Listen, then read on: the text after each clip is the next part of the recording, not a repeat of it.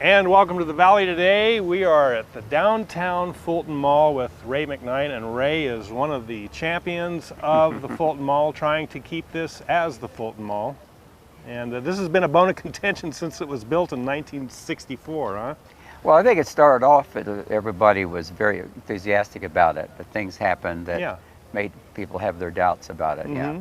And you know, I really haven't looked at the artwork before, but I noticed that this statue back here at the entrance to the west entrance of the mall, it's very nice. Yes, that's the Visit by Clem Renzi, who was a local sculptor. There are two sculptures by him on the mall. There's one of the Yokuts Indian at the other end. Oh, yeah.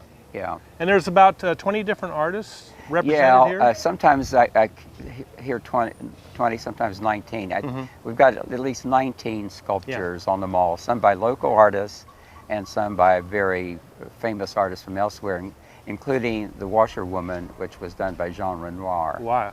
And that he was the 20th century. Right. He was the painter that at the end of his career got interested in sculpture. Yeah. And there were either four, I hear different points of here, either 4 or 5 castings of that in the world, and we have one of those here. This was revolutionary in the mid-60s, this mall. I mean, it was one of a kind back then, and really it still is. It still is. Yeah, if you'd like to know how things got started, to get why they I would. Yeah. Well, what was happening was, although Fulton Street had been the main business retail area, businesses started moving north when Manchester Center was built, the first big shopping center in the north. And although a fig garden may have been around the same time. And so the downtown merchants and people in the city wanted to stop that flow of customers, of shoppers north. And that's when they got a man named Victor Gruen, very famous architect. He's called the inventor of the shopping center. And so Victor Gruen and Associates were hired to come up with a plan to revitalize downtown. And Victor Gruen then engaged Garrett Ekbo, who was a world-renowned landscape architect, to design the Fulton Mall, make it a pedestrian mall. And Gruen's plan saw the mall as a centerpiece for his other ideas for revitalizing. But beyond shopping, this mall really was envisioned as also being a living environment. Oh, where people would they would live here. Like a park, yes. Like a park. And those were the words that Garrett Ekbo used about it. And in fact, a famous book he wrote, which is still kind of an important manual on landscape architecture, is called Landscape for Living. He really saw it as a park as well as a shopping area. So what happened with the living spaces? Well, Gruen's plan, besides some ideas about putting in the mall, was to create that triangle of the freeways, supposedly to allow people to get in here, and then create a lot of residential areas. And that just never materialized. But now we do have the triangle of the freeways, because we have 99, 41, and 168. That took a while to get that completed. And but the idea of making this area within that triangle a large area for residential living just didn't happen, and only recently has there been any move in that direction. So did they really think that they could stop the exodus of people shopping? They did think that. They did think that. And it only worked for a few years, because what happened was the city government simply turned to this policy of decentralization, allowing this leapfrog movement north, and particularly the creation of Fashion Fair, and of course more recently Manchester like Mall, Manchester Center was the first one created north, and then Fashion Fair, and now you've got River Park. And just this northern movement of everything. But in '64, I think the population was what, about 40, 50,000 people? I think 60 was about 60-some thousand, I believe. Fairly substantial. But it's a lot bigger now, and if there's time, I'd like to say something about what Ekbo was thinking in his design of the mall, because the first thing you notice is the stained concrete, and what he was doing was he was trying to evoke really the land, the terrain of the Central Valley, and then there are these undulating ribbons with the Mexican rock that kind of suggests different contours in that flat valley. Right. And then right behind us is the kind of some of the water features. This is a shutdown water feature, but I can imagine a huge one. And this is one of the ones designed by local artist Stan Bitters. And so you'll notice that if it were running, you'd have water coming out of these different raised areas, coming in different streams, down, down, down, and finally into that stream that runs down to the visit. And so you get a sense of the water's place in the valley and the streams that emanate. At the other end of the mall, as a complement to this, is another stream like that. Right. And the other thing here are these ceramic pipes. Garrett Ekbo saw something else that Stan Bitters had designed, and he told him he had been noticing that the standpipes used in irrigation in all the agriculture in the valley. And so Stan Bitters designed these all, water is supposed to be coming out of them, which kind of evoke standpipes that we were familiar with in the fertile valley. Yeah, the now fertile there's valley. one thing else one more thing you want to show us, and you want to show us the crane. Yeah, I want to go to another area where the right of the crane is. Okay, well let's go do that. Okay. Well, now we're at the right of the crane, and this is a Bruno Groth piece. Yes, and one reason I wanted to come here, we're at Merced, one of the cross malls, and what Ekbo was doing here was he was evoking the fact that there's some marshlands in the valley too. Right. And originally, all the plantings around this were reeds, the kind of plants you would find there. That's all been allowed to die. And then, of course, we have another stream headed down that way. Well, one of the points I'd like to make about this is the plan to put a street through, they're going to pave right through. This is all just going to be taken out. Oh, so they're going to also do the cross streets of Fulton. They're going to this effort to evoke that aspect of the valley, that'll just disappear. And then, of course, the other things that are going to happen, look right up here, these big evergreen trees. Although the people advocating putting a street through say they're going to replace trees, think what this place is going to be like when instead of these trees giving a shade, you're going to have all these saplings in their place. So most of the trees are going to be removed. Other things that will apparently going to disappear are something we haven't mentioned yet, those seating areas with mosaics that were designed by local artists, Joyce Aiken, Jean Ray Laurie. And and then we can't see, well, yeah, we can kind of see from here some of these seating areas. Some of them are raised where people can sit in a circle. A lot of those, or most of those, are going to go. So what the advocates for putting traffic on the mall claim they're going to try to save bits of it, but bits aren't the same. And that was my next question. Was there going to be a place that they were going to move these pieces of art? They're talking about storage area. Yeah, they're talking about finding places to put the art along the sides of this street. Oh, okay. Yeah, but what's going to be lost is what we now have, which enabled us to get the Fulton Mall declared eligible for the National Register of Historic Places, and that was based on the fact that the integrity of the design is still intact. Right. And that's all going to be gone. So even the Caltrans Culture and Resources people that wrote a report about all this point out that once all that integrity will be lost, and the basis for what the Downtown Fresno Coalition got, which is to have this declared as a historical resource, that's all going to be erased. That'll be gone. Right. And so what I would say is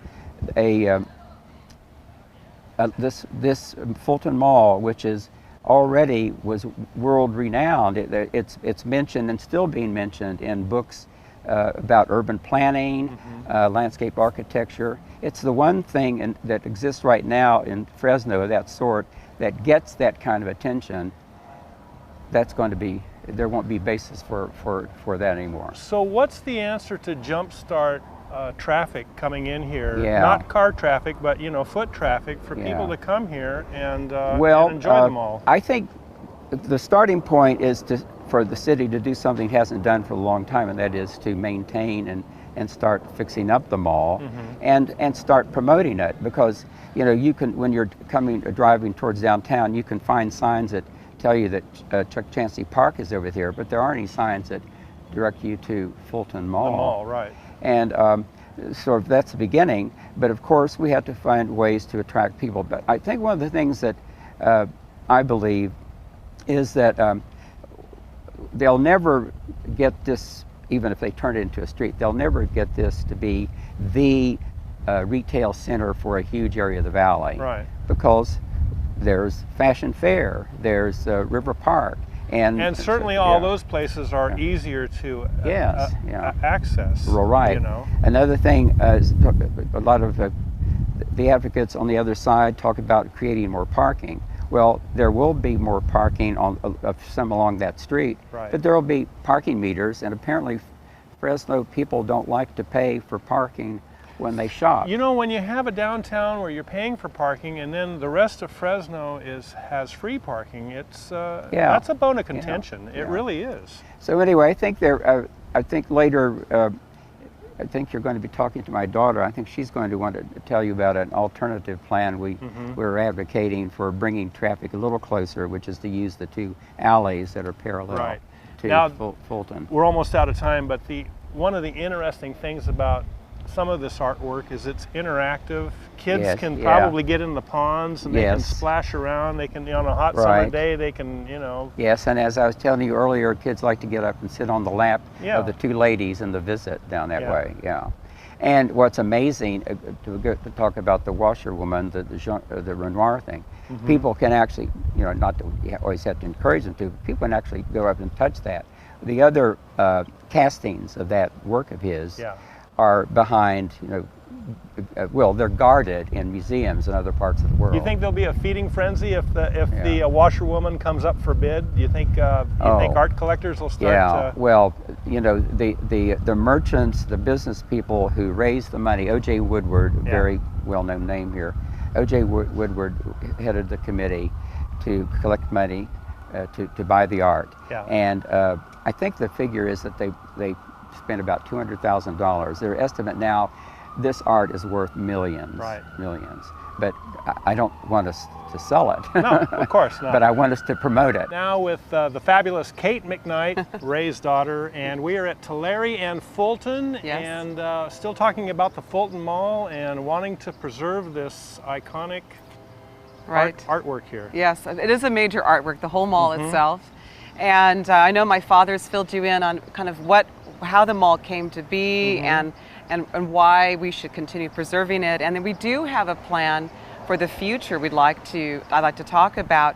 But just a reminder that the mall is used currently by many people. Thousands of people come to the mall every year for Fiestas Patrias. Every year an ice rink is held and they close up the mall by the clock tower. And that brought people from all parts of town that have never been to the mall before. And during that time, I think my father mentioned promotion.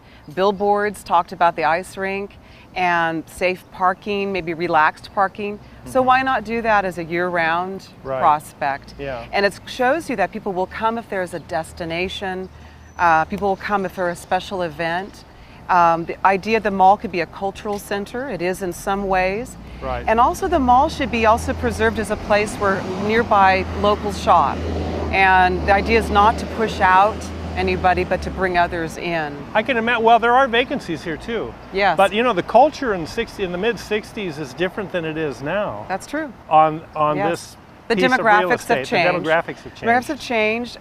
We have an economic downturn that the mall did not cause that. And so unfortunately people want to blame the mall and also the empty buildings, but don't forget that's part of the north spread. That's part of the planning errors probably that our city has made that caused that. And that's interesting that you brought that up, because there is, some people want to blame the Fulton Mall for certain malfeasance, but what is that? No. Well, I mean, I guess it's nice to have a scapegoat or a place that's a scapegoat. But it's a fallacy. People do use the mall every day. And as I mentioned, it's clear we can bring people here with the right promotion and also ways to show them that you can park. You have to park at Fashion Fair or at River Park, But there's also, we're hoping in the Downtown Fresno Coalition to say, all right, we'll work with you all. Yeah. So there's an idea that maybe these alleys that run to the east and west, Federal Alley and Congo Alley to the west, that they could be more thoroughfares for traffic with spots for parking, and particularly maybe some handicap parking would be a great thing to have. And then there's some facades covering some single story, not really great architecture on some of the mall. Beautiful here, Bank of Italy, not so pretty over here.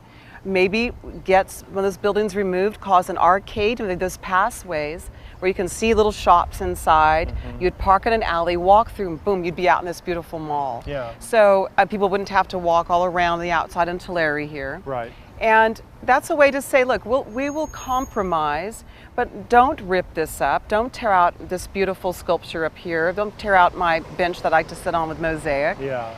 Yes, there are building owners that are unhappy that their buildings are empty.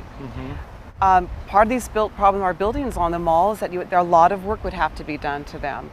It's not easy to start a business and a building on the mall. Well, really, they need to get people living here too. That would change everything. That would change everything. When people live somewhere, then they demand a grocery store, a dry Coffee cleaner, shop. a hair salon. Right.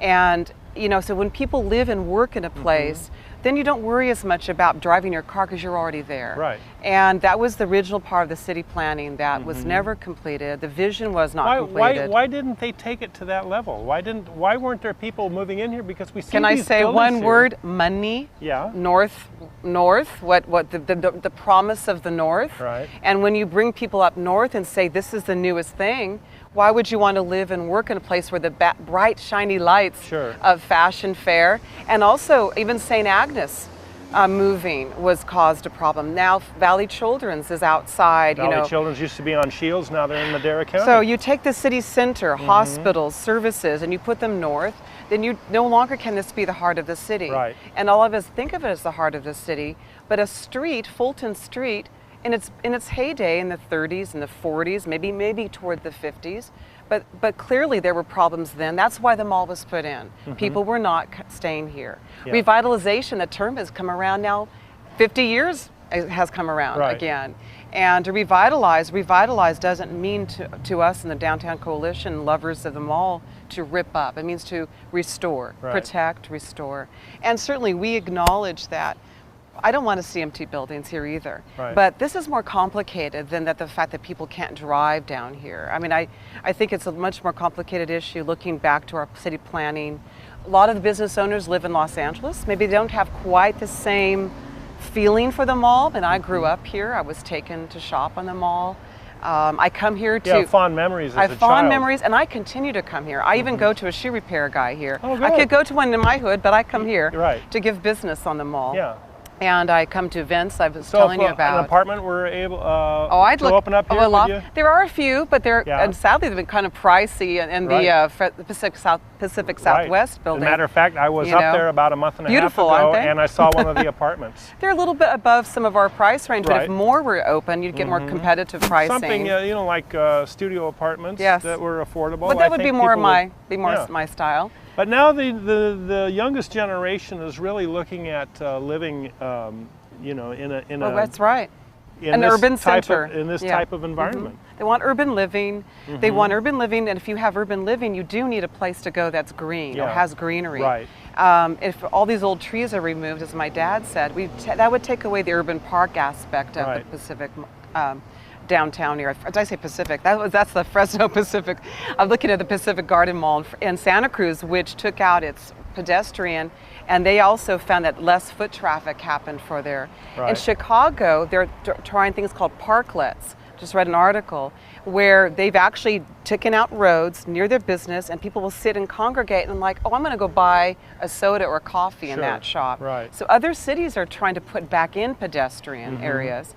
Our other friends, I call them on the other side, would say no, more pedestrian malls are being paved over, but they're not the same as this mall. No, this one is unique. That's right. Yeah. This is a totally different place.